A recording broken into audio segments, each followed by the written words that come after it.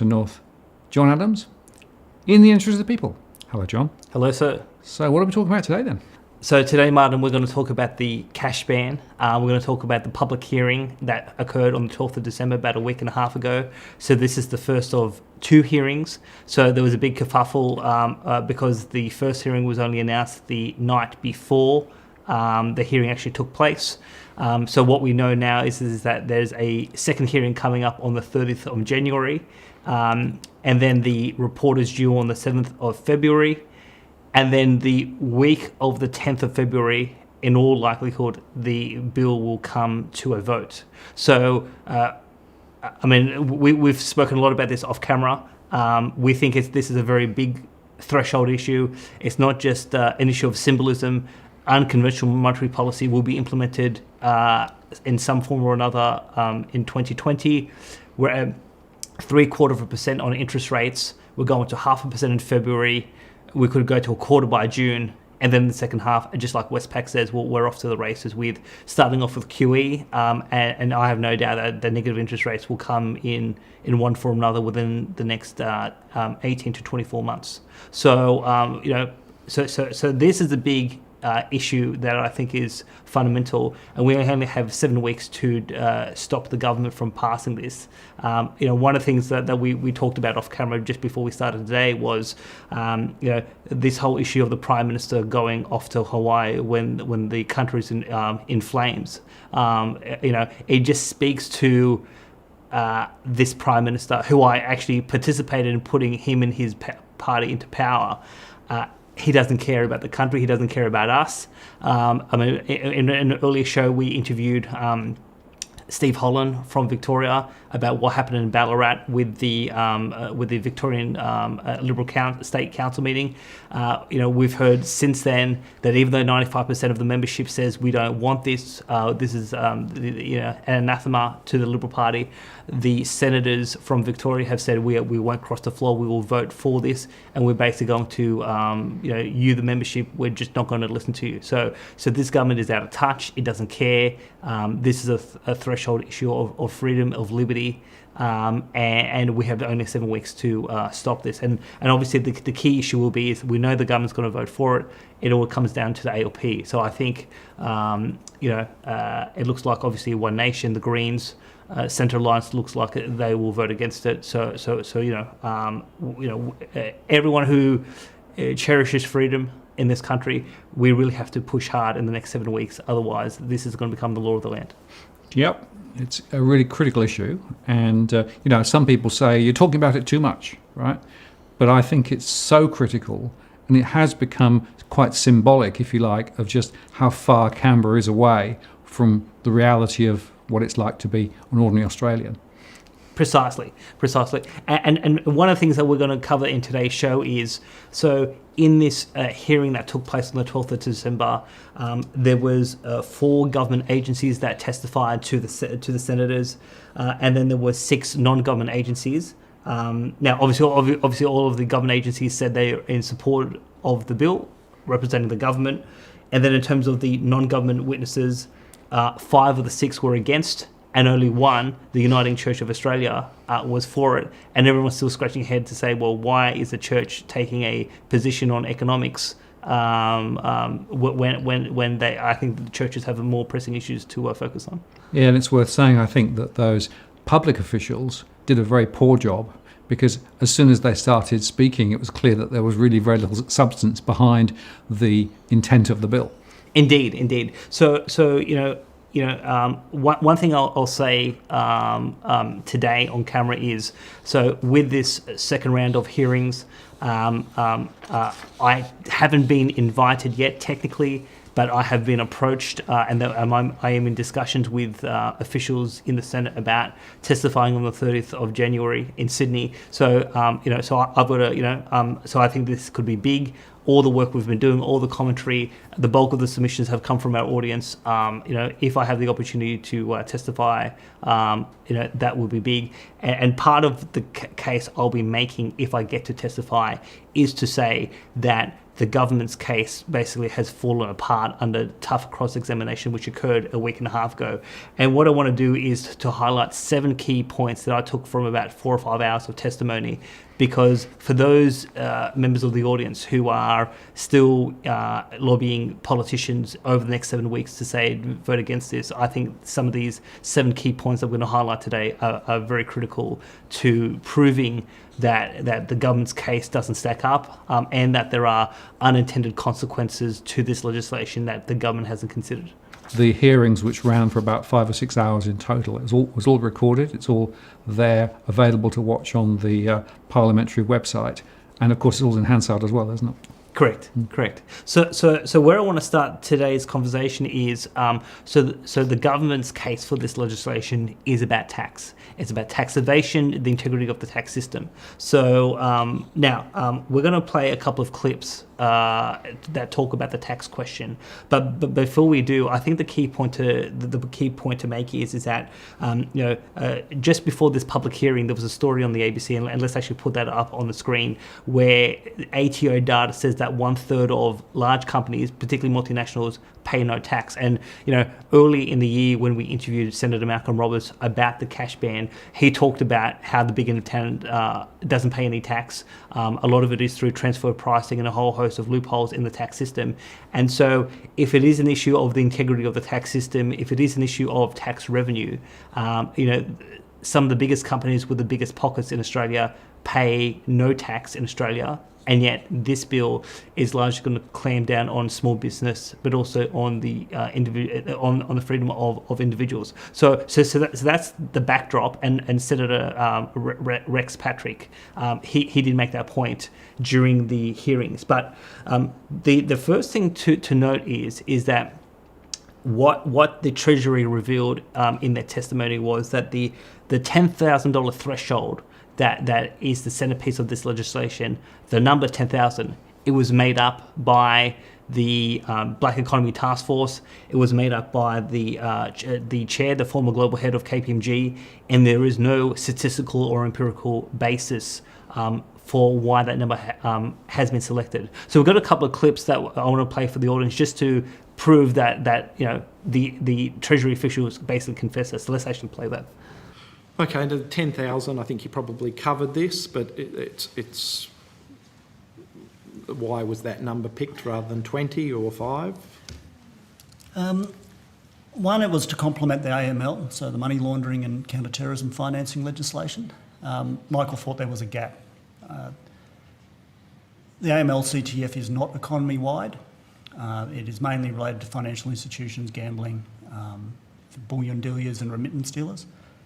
So it's not a comprehensive regime. So there are things which you can do outside of that regime to launder money. There has been calls to expand that regime to include real estate agents, lawyers, accountants. But at the moment, the legislation only applies to those which currently are affected by the law. So from that point of view, it sort of made sense to Michael and the task force to set it at $10,000, because that's where you would start to suspect more suspicious transactions starting to occur in the economy.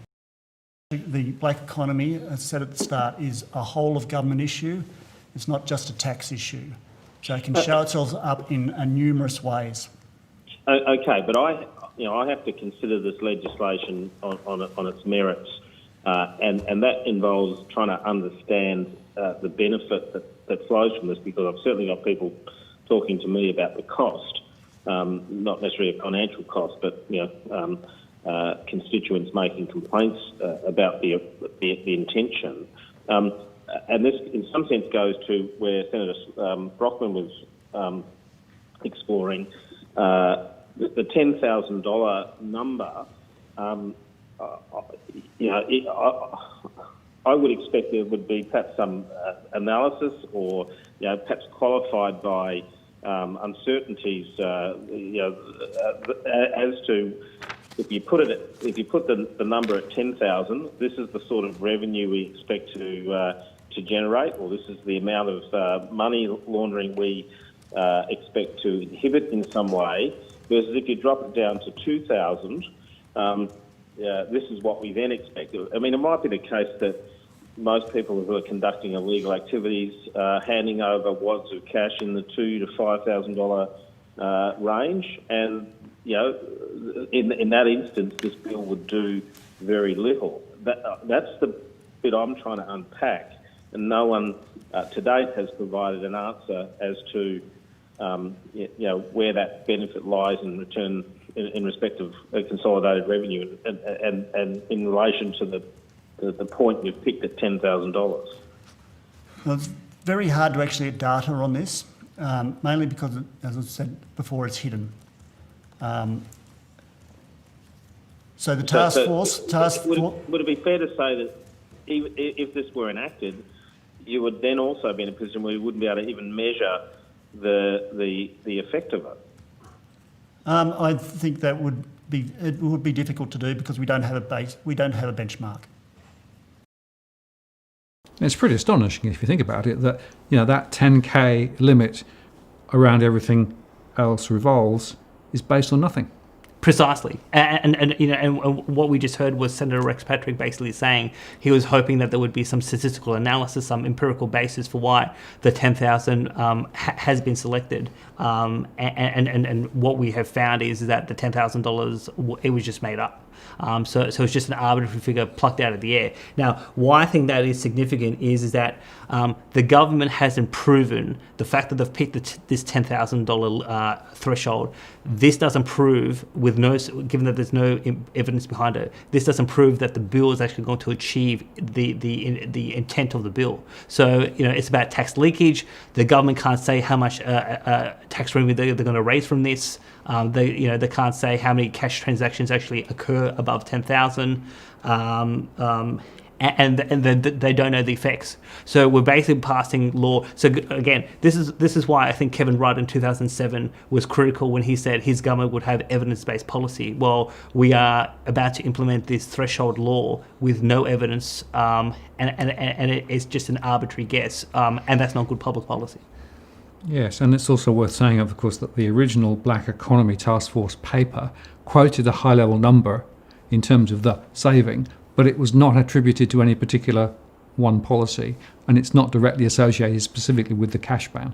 Yes. Now, one of the issues that we've talked about consistently is 10,000 the are they going to keep it at 10,000 if they pass it, or are they going to change it? Now, it's interesting that the Treasury says that the former global head of KPMG, who's now deceased, picked 10,000, and yet at the same time that he was running his task force, KPMG submitted to the task force and said no, lower it to 5,000 or 2,000, and this was reported in the AFR. But I think the key point is that if they pass this, and if they can say, well, we thought 10,000 was going to work.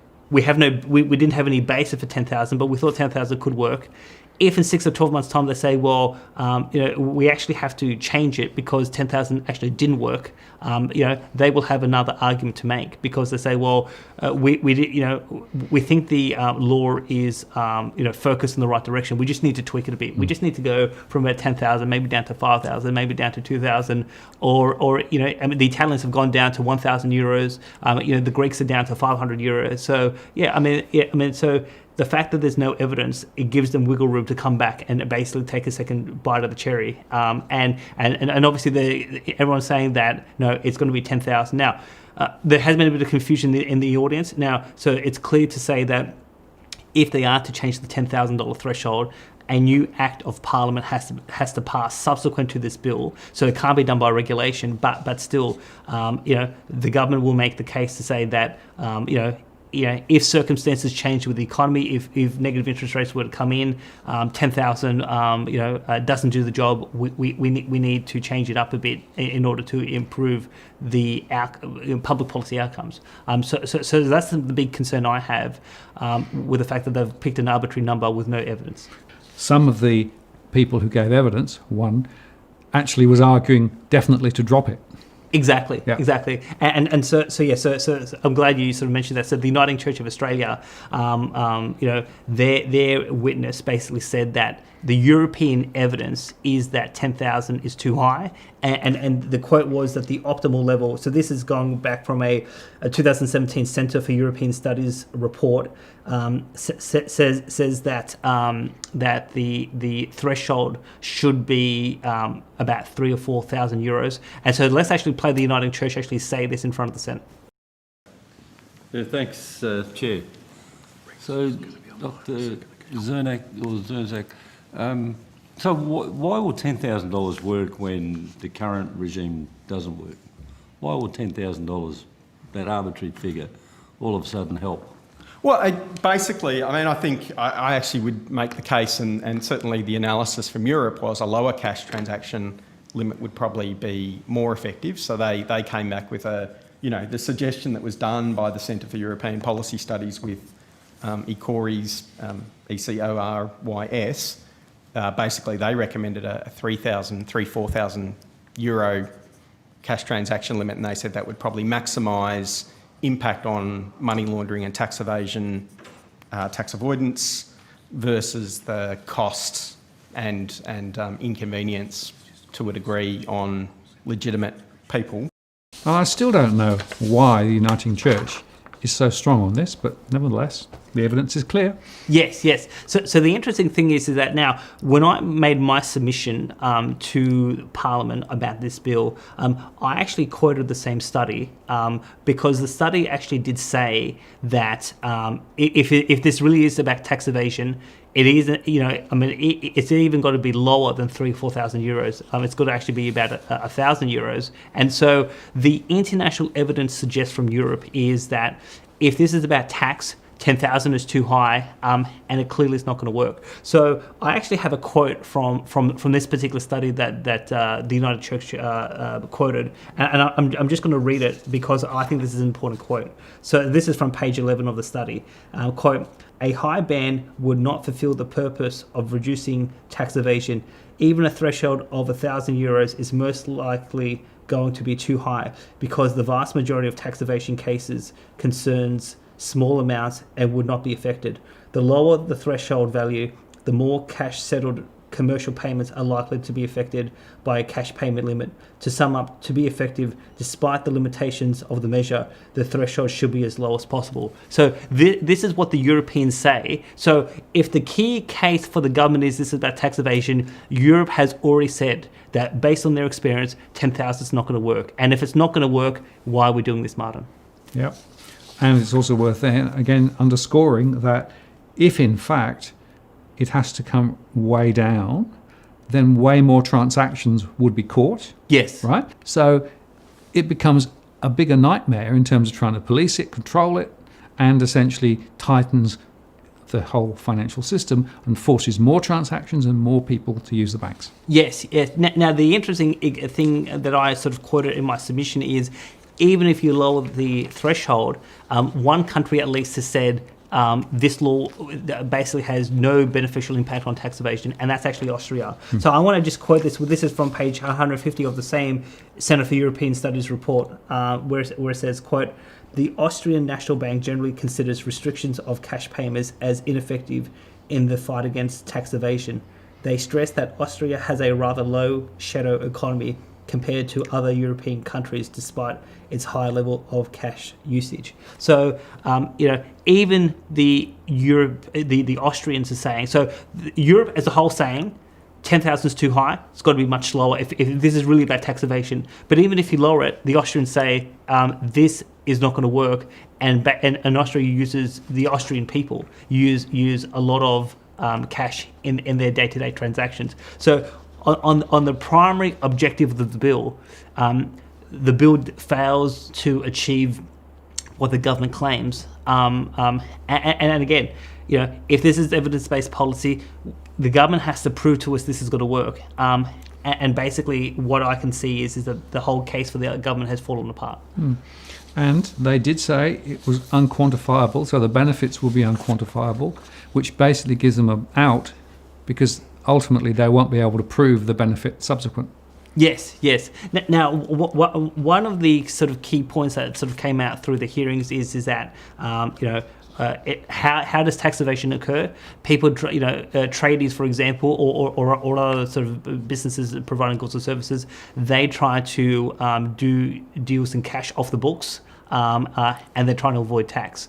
Now, it was actually, I think Senator Rex Patrick, he made the point that if you are engaged in commercial transactions and you do not report that as part of your tax affairs, isn't there a law making that illegal in the first place? And the answer is yes. So there was a very good exchange with the Small Business Ombudsman. So let's actually play that, because I think what Senator Rex Patrick proves is there's already laws dealing with this issue on tax evasion, and therefore there's no need for a new law. So let's actually play that. I just want to understand, right now, if I make a cash transaction as a small businessman making a cash transaction to another small businessman or business, and I don't report that in my books, is that an offence? Would depend on the transaction, but if it's for a business purpose, so you're paying somebody income, it needs to be recorded. So if it's okay, income, so already there is an offence in effect if you are operating in the context of a black market by not recording a business transaction on your books. Yeah, that's correct, Senator. That's the substance, and that's where our view is the law should focus on the substance of a bad transaction, not the form of that bad transaction. So in effect, there's already a law in place that deals with the sort of conduct. In fact, it deals with that sort of conduct all the way down to a couple of dollars. And remember that Andrew Wilkie in the lower house made the similar point, there are already laws in place. Those laws are not being policed. Precisely. So if the ATO, if other agencies are not effective in implementing existing law, the government should be focused on better enforcement of existing laws rather than introducing new laws that basically have no evidence that they work and that there's no need for them. So Martin, that I think tears apart this whole basic premise around tax evasion. Now, the second reason for why the government says we need this law, it is about money laundering. Obviously, the backdrop on the money laundering question is that we've seen with Westpac, 23 million transactions basically fell through the existing regime. And that is obviously a big issue in and of itself. Again, if the government wants to focus on money laundering, even with its existing laws, its existing regulatory enforcement mechanism, there are big things falling through the cracks on that. So they need to get their own house in order. But it's interesting that AUSTRAC, when they testified during the hearing, they said that there was a very specific type of money laundering that this bill was going to address that the existing framework wasn't going to cover. So let's actually play AUSTRAC's testimony on this question. What is the money laundering risk that's caught by the current legislation that is not currently caught by your existing reporting obligations? Certainly. AUSTRAC considers that the cash payment limit is a very useful measure that will help address a money laundering risk to the economy that is not currently covered by the AML-CTF Act. It's about targeting the money laundering risk associated with cash. Cash is globally recognised as imposing an inherently high risk for money laundering. Cash transactions, as I'm sure you would appreciate, are anonymous. The money can be readily exchanged and is often untraceable. That's the whole point of money, isn't it? It's in the context of, AUSTRAC's done some analysis around this, and it's in the context generally of how it's used in connection with high value goods, which are attractive to criminals wishing to launder money, that we see that there are benefits in the cash payment limit in helping address a money laundering risk to the Australian economy. Okay. So what are the attributes of the transactions that are hoped to be caught by this that make them a money laundering risk in the economy that aren't caught by any other mechanism? So we don't currently regulate the transactions by high-value dealers. We don't. If someone is purchasing or selling a high-value good, such as jewellery, art, antiquities, luxury cars, that would not be something that they would be required, by using cash, not be required to report to AUSTRAC. Okay. So do we have any idea of the scale of that issue? Or is that more a question that for would be Treasury more a ATO? question for Treasury. Well, I didn't find that very convincing, did you? No. So it's interesting that the AUSTRAC would say that they're going to cover, this law would cover high value dealers. So things to do with antiques, collectibles, all of that sort of stuff. Now, one of the key points that was made, I made in my submission, you made in your submission, and I think it was said during the testimony is one of the big risks on money laundering in Australia is doing money laundering through real estate transactions. Now, the OECD and a whole bunch of other organisations have said that the existing anti-money laundering framework should be expanded to include real estate agents, and currently they are exempt. Now, there is some question about whether you expand it to lawyers and accountants as well. But yeah, and I know that certain people in Parliament have been pushing for the framework to cover real estate agents for quite a few years, and yet both major parties won't touch real estate. So my issue is that if money laundering is such a big deal, fix up the banks. Because Westpac and CBA proved that there are big problems there. But where is the greatest amount of risk around money laundering outside of the current regime? It's around real estate, and that's what's been called by the OECD. And the OECD, or I haven't seen any organisation, independent of government, have said that high-value dealers like antique dealers or things of that nature, collectibles, that's where a lot of money laundering is happening, or in terms of jewellery. Again, I think the whole case on money laundering has fallen apart in terms of what the government claims it's going to be, because one of the questions that was asked is, well, what's the extent of money laundering in this area? How much will this sort of clean up? And they can't answer those questions.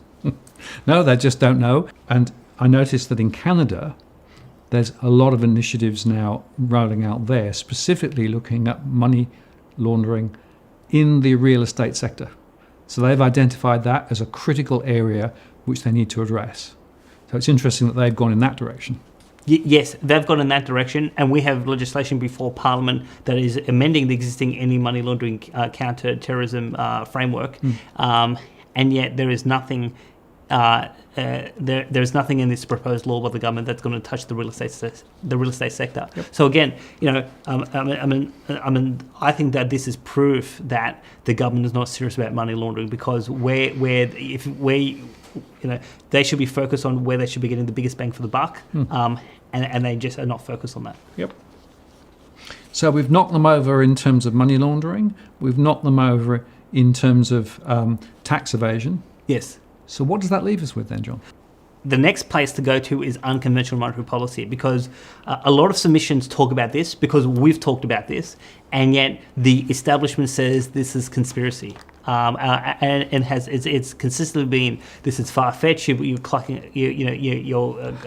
at straws, even though the Black Economy Task Force has said this will help monetary policy, even though the IMF said let's eliminate cash, even though the IMF said let's take interest rates to -4%. And if I do get to testify to the Senate, I'll be making a series of points on this particular point to say, stop saying it's a conspiracy, because I will print out these documents and I will have these documents on the table saying these are the precise documents from the IMF saying that in order to launch unconventional monetary policy, you need to get cash out of the system. So now we have the RBA. They were asked about this specific point by the chair of the committee, and they were sort of saying this is slightly far-fetched. So let's actually play the RBA responding to this issue of unconventional monetary policy and negative interest rates.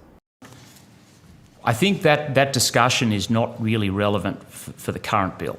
The issue for the current bill is should there be a limit on a ban on the use of in business of very large transactions using cash. But the concerns that you referred to, I think, are very different. And it's a scenario that I think is something like this, that somehow this is a precursor to the imposition of negative interest rates and the government deciding to withdraw cash from circulation. I'd make 3 points on that scenario. The first one is that monetary policy is set by the Reserve Bank Board. It's not set by Treasury, the ATO, the Black Economy Task Force, or, with greatest respect, by Parliament. Yep. It's set by the board according to the mandate that has been given to the board under the Reserve Bank Act. And the second one is that the governor has spoken recently on this issue, and talking about the possibility of the policy rate, so that is the cash rate target going. He said that he views the negative interest rates in Australia, the prospect of negative interest rates in Australia, as extremely unlikely. And he also made the point that even in countries where the policy interest rate has gone slightly negative, the interest rates received by households on their deposits haven't. There's almost no examples of negative interest rates for household deposits in those few countries that have had negative policy rates. Well, I guess they took a relatively benign start on negative interest rates, but it's not really realistic, is it? No. Everyone is everyone at the RBA is saying the governor said this is extremely unlikely, but he didn't say it was never going to happen. He never said never ever, even though in '95 John Howard said never ever on GST, and it still happened. But as we covered in a previous show, the RBA governor said that if pressed, all options on the table, including negative interest rates. So it gives me no comfort that the RBA governor said extremely unlikely. And so obviously, that is a big risk coming forward in 2020, 2021 around negative interest rates, particularly because we have no runway. At 0.75%, we're going 0.5% in February, and obviously, if we go into a mild or deep recession, where are they going to go in terms of interest rate? I mean, they can only go negative. So that's one concern I have. The other thing I thought was extraordinary was that the officials said that almost no households have lost money because of negative interest rates. Now, it's interesting he used the word almost, because some have, but the key point on this is that the story about commercial banks responding to negative interest rates, the story is evolving. So, we've seen the Danish banks have started with balances of over $1 million. Now they've gone to 100,000. Now some of the German banks are saying we're going to apply to everyone. And these are still negative interest rates less than 1%, less than negative 1%. If we go to beyond negative 1%, negative 2, negative 3, negative 4, household deposits right across the world are going to be impacted by these certain policies. So when they say nothing to worry about because household deposits are rarely touched, it's too premature for the RBA to say this, because we're going to see more households across the world being impacted by this in the next 2 years. So the question is, have they not read the IMF papers? Or have they read the IMF papers and chosen to ignore them?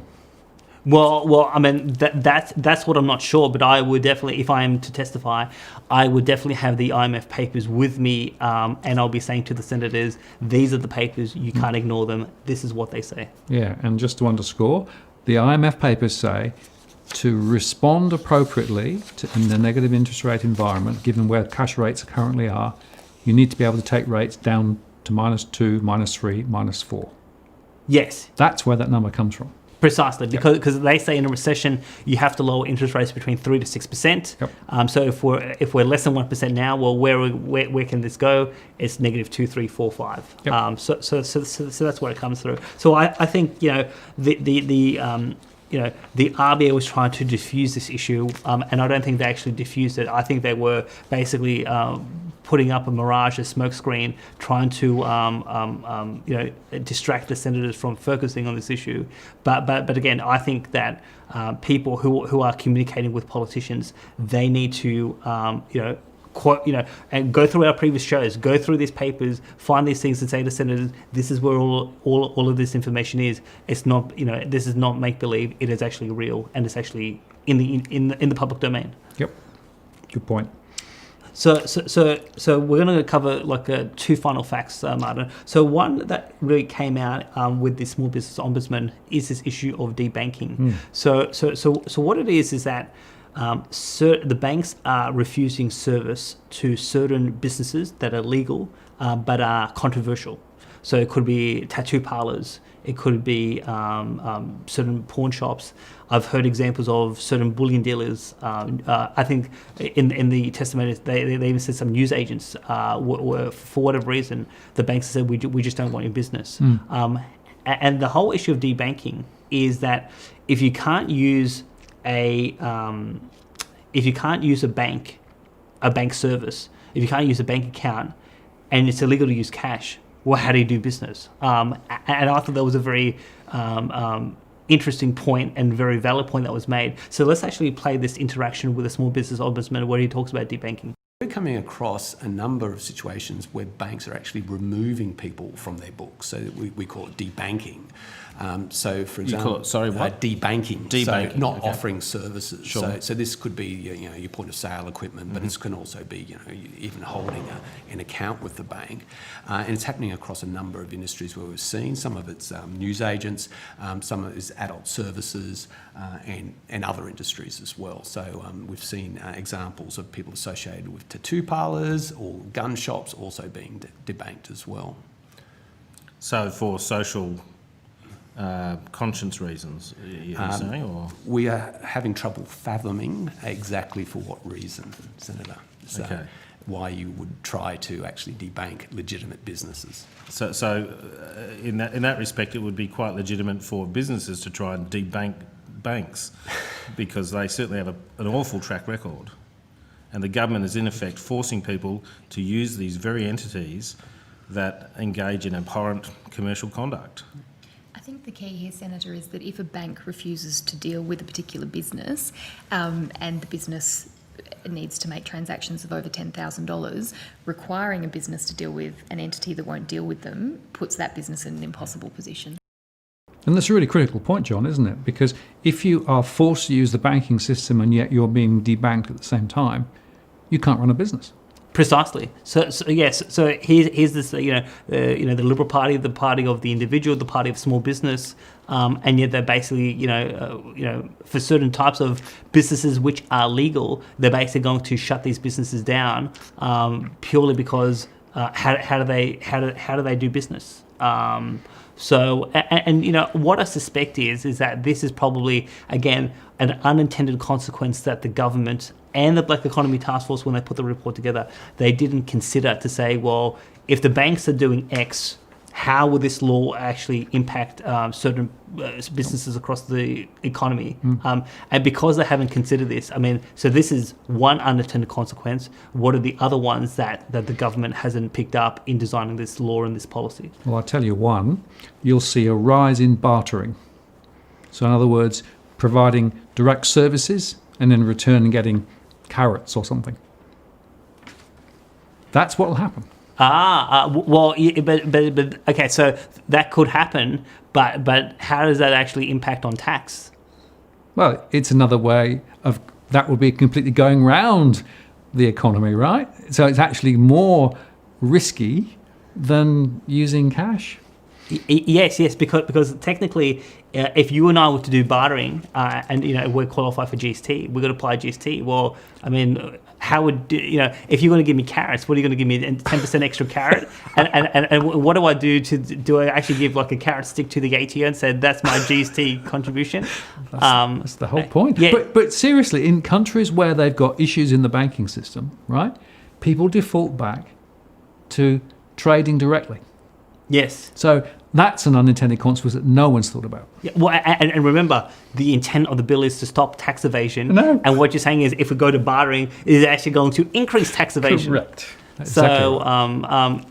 So that is very interesting. Now, the last thing that I think is worthwhile. Now, I'm an economist. You're a banking expert.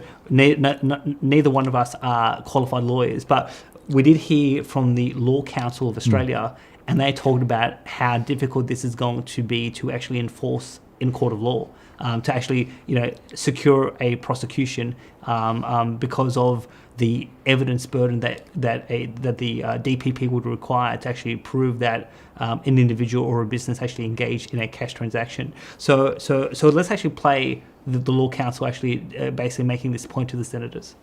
Okay. So, finally for me, so your contention is that at the very least there should be amendments made, there are unintended consequences, and there is a body of work going on which addresses this problem anyway. Yes, and I'm aware that there is some draft rules circulating, but I suppose the other two points I'd like to make is that it would be a very difficult law to enforce because you can imagine, you're in court, you'd almost need an eyewitness to say, I saw, this guy in the shop, took $10,000 from, this customer, and that's wrong. So unless you're really unlucky and you're in line behind a federal policeman or something, it's entirely plausible, I think, to have concern that there's a law here that may be not enforced in the ordinary course. I understand there's no real plans to publicise it, so it may well be widely not observed just through ignorance, and then there's risks of, if you like, arbitrary enforcement, and which brings up basic principles of justice. And why is one person imagine it's like a speeding fine. Why is one person picked out of a line of speeding cars and prosecuted when another one isn't?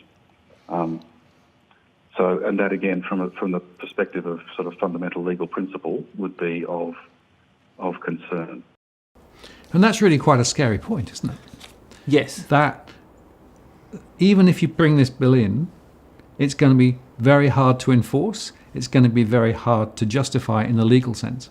Yes, and one of the key points that the witness from the Law Council made is that we could have a situation of where we're going to have arbitrary justice and arbitrary enforcement because because it's so hard to get evidence about an individual because it's not just about making an offer. The transaction actually has to go forward, and so so in some cases where whoever, someone may dob in one individual, but then someone may be able to get away with it in another situation, and that's completely unfair because you don't have a uniform application of the law because it's just so hard to actually prove. So again, when this law was designed, when the bill was designed, I don't think they went to prosecutors, they went to lawyers and actually said, how do we actually enforce this? Because the other point that was made during the testimony was that no one agency is responsible for implementing this law, but because there are criminal sanctions, if there is a criminal act, it'll have to be the Australian Federal Police and the DPP. And it is interesting that when this issue came up in the coalition party room, one of the people who opposed this was a criminal lawyer who's a politician, and he just basically said that that this is completely focused in the wrong direction. And obviously, criminal lawyer, he's seen a lot of criminal cases in his experience. Yeah, a whole another can of worms there.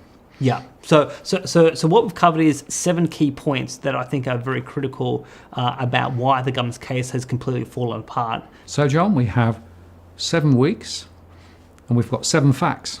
I think these facts are critical.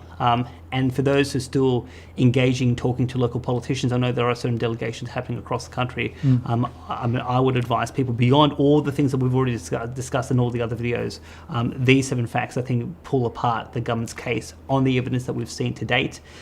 If I get to testify, I'll be making some of these points in front of the senators to really hit the point hard.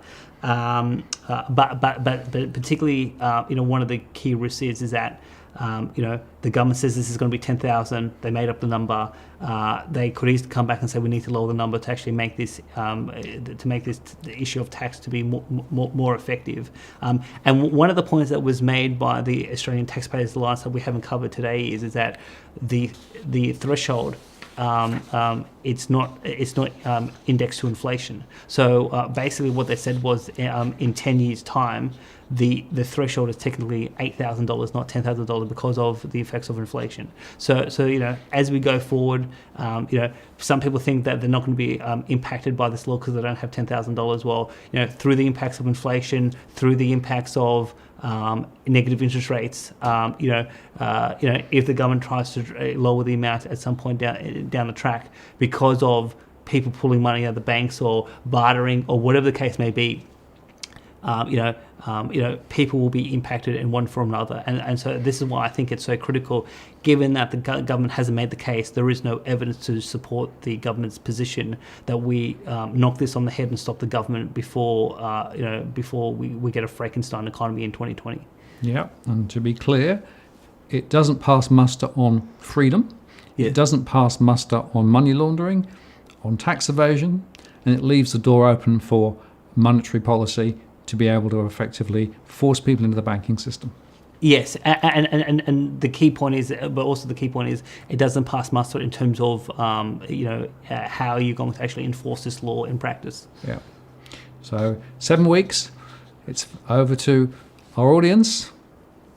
They've got an opportunity to pick up the phone, write a letter, send an email, reinforce to their MPs, and particularly Labor MPs, that this is just not a good way to go. Absolutely. John, appreciate your time today. Thank you. Martin North, John Adams, in the interest of people. We'll see you next time.